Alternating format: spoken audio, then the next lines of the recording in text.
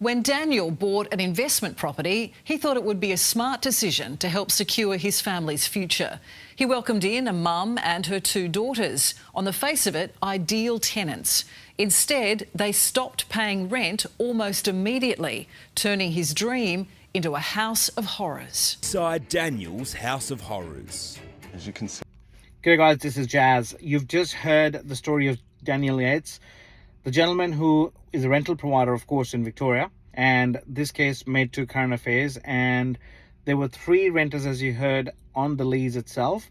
And the reason I know in and out about this case is the people who represented Daniel are very well known to myself.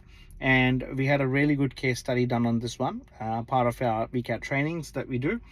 Our job is to ensure our rental providers are well protected and safe from the outset. As I always say, it's not about the tenancy, the problems the tenancy have. It's about how you screen and vet the tenants or renters at this time of the open homes and the inspections, and during the time you make a decision on choosing a specific renter. But the main thing I want to talk about in this video today is, which is very critical, that the rental provider was able to actually get a possession order. In this case of Daniel Yates, there were 3 tenants on lease. One renter, upon getting the obviously knowing the outcome of the hearing, which is given the possession to the rental provider, they have a right to review, right? So one of the family members, who was one of the daughters, she appealed to the court just before the warrant of possession was about to get executed, that she was on a mobile phone or a digital detox for a few weeks and she had no idea about the outcome of the hearing. So her rights are not being served, or her rights are not protected.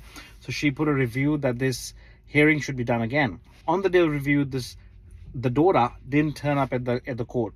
The possession order was again given to the renter, to the rental provider. The second daughter, on the day of possession, when the police went there to carry out the possession or warrant of possession, she said to the police on the phone when she opened up the door, "I'm actually on the phone with VCAT. I'm applying for a review," because the law in legislation, and the legislation clearly states that each applicant or each tenant has a right to put a review.